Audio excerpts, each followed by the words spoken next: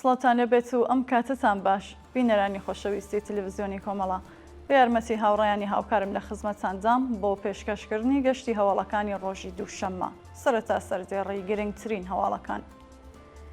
دەست بەسەرکردنی سەفا عەلی خاڵۆی ژینا ئەمینی لە شاری سەقز، برینداربوونی هاوڵاتیەک بە تەقەی هێزەکانی ڕژیم لە بانە، بڕینەوەی دارستانەکانی دەوروبەری چۆمی جەغەتوو لە ساینقەڵا، کۆبوونەوەی کورزانی شاری مونیخ دژ بە یادەمی بەندکراوان لە ئێران، سەپاندنی سزای زیندان و جەریمەی ماڵی بەسەر 12 پارێزەری دادگۆستەری لە مەشهەد و دەست بەسەرکردنی چەند بازرگانی ئێرانی مادەی هۆشبەر لە ئازەربایجان و ئوسترالیا.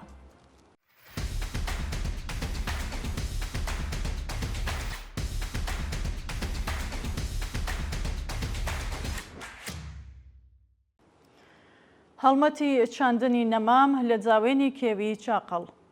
ڕۆژی یەکشەممە 24 خاکەلەوەی 1404 کۆمەڵێک لە ژینگە دۆستانی شاری سەقز لە جاوێنی چیای چاقەڵ دەیان نەمامیان بۆ ڕێزگرتن لە یادی هەموو گیانبەختکردوانی ڕێگەی ئازادی و بەرابەری چاند. بەشداربوونی ئەو چالاکیە بە چاندنی نەمام لە جاوێنی چیای جاقەڵ پەیمانیان لەگەڵ ئاواتی هەموو گیانبەختکردوانی ڕێگەی ئازادی و بەرابەری نوێ کردەوە و بەڵێنیاندا درێژەدەری ڕێبازی پیرۆزیان بن. ژینگە دۆستان هەروەها داوایان لە خەڵکی کوردستان کرد پاکی و خاوێنی سروش بپارێزن و لە کاتی گەشت و سەیراندا زبڵ و پاشماوە لە دوای خۆیاندا بەجێ نەهێڵن. دەست بەسەرکردنی سەفا عەلی خاڵۆی ژینە ئەمینی لە شاری سەقز. شەوی هەینی 22 خاکەلێوە سەفا عەلی تەمەن 31 ساڵ و خاڵۆی بچووکی ژینە ئەمینی لەلایەن ئێدارەی سڵاتەوە دەست بەسەر و بۆ زیندانی ئەو شارە ڕاگوێزرا. بە وتەی سەرچاوەکانی هەواڵ هێزە ئەمنیەتیەکانی سەقز ئۆتۆمۆبیلی سەفا عەلی و هاوژینەکەیان ڕاگرتووە و ئەو شارۆمەندەیان بەبێ بەڵگەی قەزایی و ئاگادارکردنەوە دەست بەسەر و بۆ زیندان گواستووەتەوە. شانی باسەکە ناوبراو پاش شۆڕشی ژینا بۆ وڵاتی ئەڵمان کۆچی کرد، بەڵام پاش 3 مانگ گەڕایەوە سەقز و دواتر لەلایەن دادگای ئینقلابی ئەو شارە بە 10 مانگ زیندانی تەعزیری مەحکوم کرا. برینداربوونی هاوڵاتیەک بە تەقەی هێزەکانی ڕژیم لە بانە. ئێوارەی ڕۆژی شەممە 23 خاکەلێوە هاوڵاتیەکی خەڵکی گوندی بێکەشی سەر بە شارستانی بانە بە ناوی محەممەد ساڵحی بە تەقەی هێزەکانی ڕژیم لە سنووری زەڵا بریندار کرا.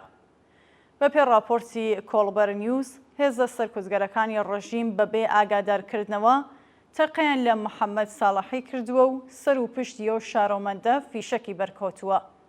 بە وتەی سەرچاوەکانی هەواڵ برینەکانی محەممەد قورس بووە و بە مەبەستی وەرگرتنی چارەسەری پزیشکی ڕەوانەی نەخۆشخانەی شاری سنە کراوە. ئەشکەنجە و ئازاری 13 قوتابی لە قوتابخانەی گوندی کەرجۆی سنە.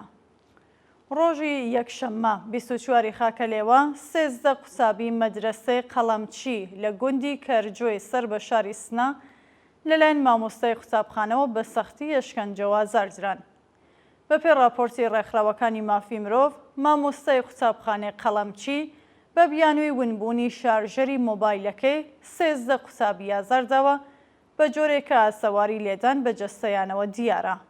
جێگەی ئاماژەیەکان معالمی ئەو قوتابخانە هەڕەشەی لە قوتابیان کردووە کە ئەگەر بنەماڵەکانیان لەو ڕووداوە ئاگادار بکرێنەوە زۆرتر ئازار دەدرێن.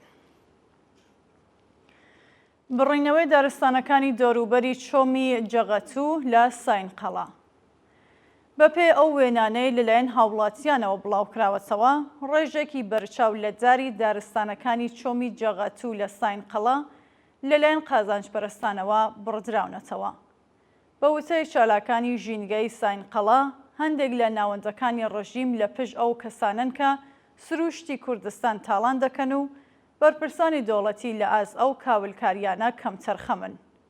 پێشتر و لە ناوچەکانی داڵاهۆی کرماشان و شارستانەکانی بانە و مەریوان هەواڵی لەو شێوە بڵاو کراوەتەوە، بەڵام ناوەندە ئەمنی و قەزایەکانی ڕژیم خۆیان لە ئاز پاراستنی ژینگەی کوردستان بەرپرسیار نازان و هیچ هەنگاوێک بۆ پاراستنی دارستانەکان هەڵناگرن. ناڕوونی چارەنووسی عەبدوڵڵا ئەژیر لە گرسوخانەی دەسەڵاتی پیرانشار. نزیک بە یەک مانگ بەسەر کاتی دەست بەسەرکردنی عەبدوڵڵا ئەژیر شارۆمەندی خەڵکی گوندی سروکانی سەر بە پیرانشار تێپەڕیوە و چارەنووسی و هاوڵاتیە بە ناڕوونی ماوەتەوە. ڕۆژی 26 ڕەشەمەی 1403 هێز ئەمنیەتیەکانی پیرانشار هێرشیان کردە سەر شوێنی کاری عەبدوڵڵا ئەژیر و ئەو شارۆمەندەیان بەبێ بەڵگەی قەزایی و بە توندوتیژیەوە دەست بەسەر کرد. بە وتەی سەرچاوەکانی هەواڵ، هێزەکانی حکوومەت دەستیان بەسەر کەلوپەلی شەخسیە و هاوڵاتیەدا گرتووە و ناوبراو لە ماوەی بەندکردنیدا لە دەستڕاگەیشتن بە پارێزەر و چاوپێکەوتن لەگەڵ بنەماڵەکەی بێبەشکراوە.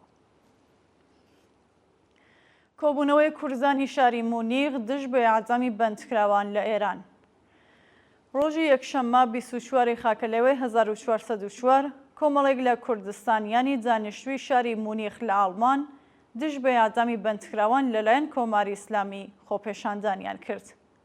بەشداربوونی ئەو چالاکیە کە سەر بە حیزب و لایەنە سیاسیەکانی ڕۆژهەڵاتی کوردستان بوون بە بەدەستەوە گرتنی وێنەی شەریفە مەحەممەدی، پاخشانە عەزیزی و وریشە مورادی خوازیاری هەڵوەشانەوەی سزای سێدارە و ئازادی هەموو بەندکراوانی سیاسی بوون.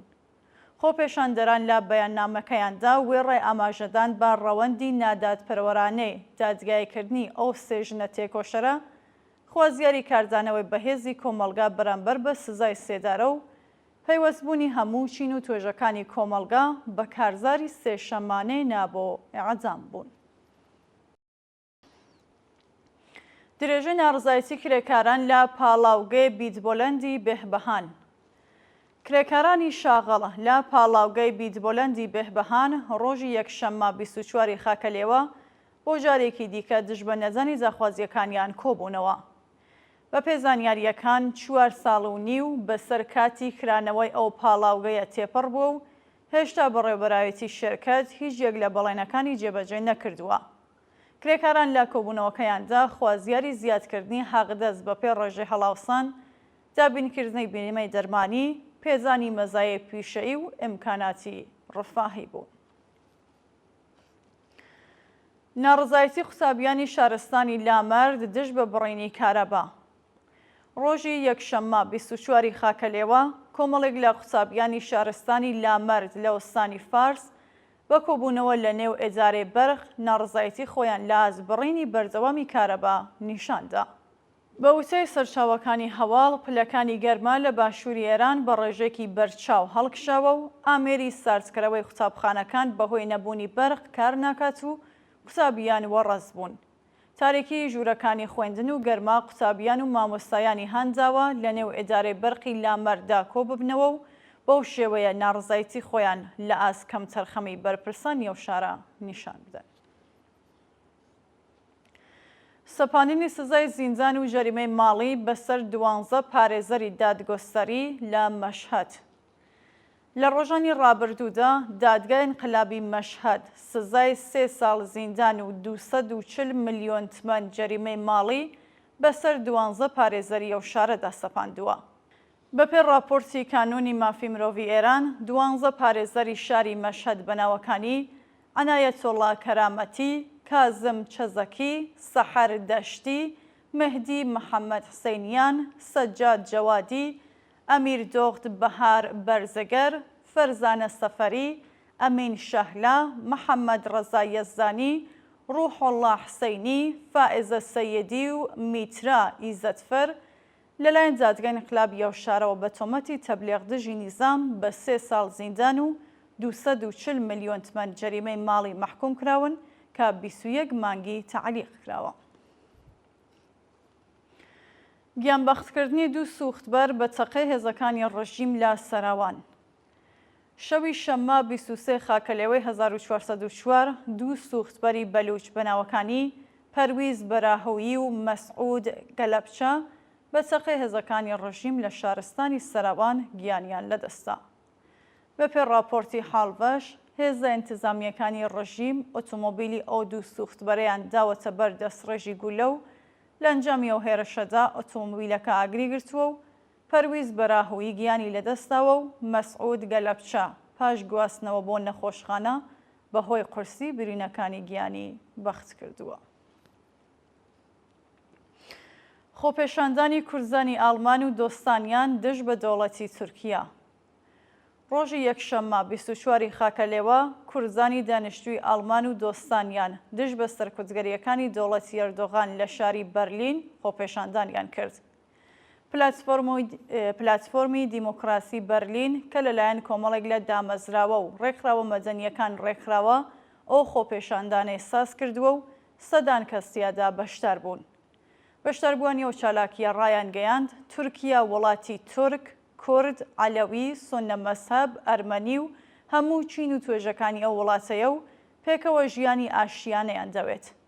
زیندانیکردنی شارەدارانی هەڵبژێردراوی خەڵک و دانانی قەیوم لە جێگایان هەروەها ئەشکەنجە و کودەتان ناتوانێت دەنگی ئازادیخوازی و بەرابەری تەڵەبی گەلانی تورکیا کبکات. گەلانی شەیدای دیموکراسی و دادخوازی لە تورکیا ڕوبەڕووی سەرکوتگەریەکانی ئەردۆغان دەبنەوە و داوای ئازادی هەموو بەندکراوانی سیاسی دەکەن. دەستبەسەرکردنی چەند بازرگانی ئێرانی مادەی هۆشبەر لە ئازەربایجان و ئوسترالیا. لە ڕۆژانی ڕابردوودا پۆلیسی ئازەربایجان و ئوسترالیا چەند قاچاقچی ئێرانی مادەی هۆشبەریان دەست بەسەر و دەستیان بەسەر زیاتر لە 64 تۆن ماری جوانە و کریستاڵ داگرتووە. بەپێی راپۆرتی مێدیاکانی ئازەربایجان، پۆلیسی وڵاتە تەقەی لە 3 بازرگانی ئێرانی ماری جوانە با 32 تۆن مادەی هۆشبەر کردووە و یەکێکیان کوژراوە و تاوانبارێک دەست بەسەر کراوە. هەروەها تاوانباری سێهەم هەڵاتووە و گەڕان بە دوایدا درێژە هەیە. لە لایەکی دیکەوە پۆلیسی ئوسترالیا لە ئۆپراسیۆنێکدا دەستی بەسەر 32 تۆن پارافینی تێکەڵ بە مادەی هۆشبەری شیشە لە کەشتیەکی ئێرانی لە نزیک کەناراوەکانی مالیزیدا گرتووە. فەرماندەیی پۆلیسی فێدراڵی ئوسترالیا چەند کەسی لە پەیوەندی لەگەڵ ئەو پەروەندەیەدا دەست بەسەر و ڕادەستی دادگا کردووە. لە هەواڵێکی دیکەدا هێز ئەمنیەکانی سووریا سەدان تۆن حەبی کێپتاگۆن لە بنکەی لەشکەری چوارەمی ماهر ئەسەد کە لەگەڵ سوپای قودس هاوکاری دەکرد دۆزیوەتەوە. دووە هەواڵ. هەواڵی مانگرتنی یەکگرتووانەیە کرێکارانی کوورەخانەکانی ناوچەی سەرخامیشی. ناوچەی سەرخامیش لە 10 بۆ 15 کیلومتری ڕێگای نێوان میاندواوبۆکان هەڵکەوتووە و ژمارێکی زۆر کوورەخانەی تێدایە.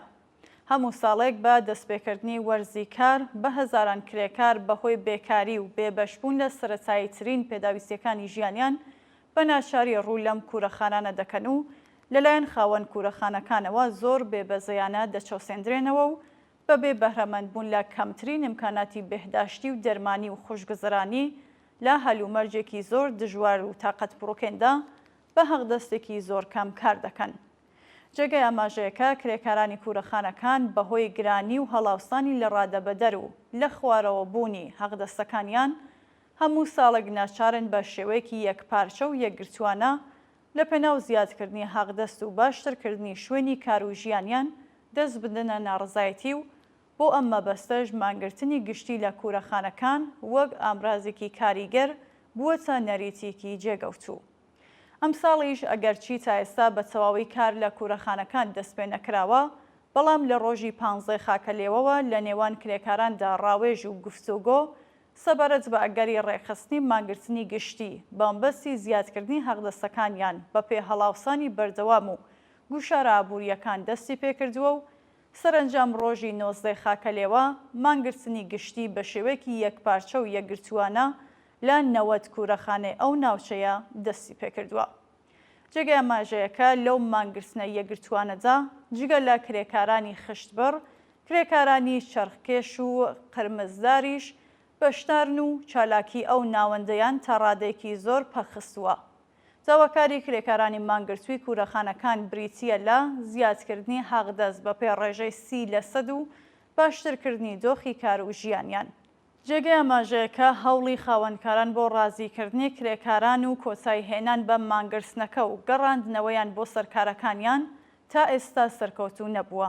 جگە لە کرێکارانی 3 کوورەخانە کە ویست و داواکاریەکانیان لەلایەن خاوەنکارەکانیانەوە قبول کراوە و کرێکارەکان چوونەتە سەر کارەکانیان. تا کاتی ئامادەکردنی ئەم راپۆرتە مانگرتن لە باقی کوورەخانەکان بە شێوەیەکی یەکڕیز و یەکگرتووانە هەروە بەردەوامە.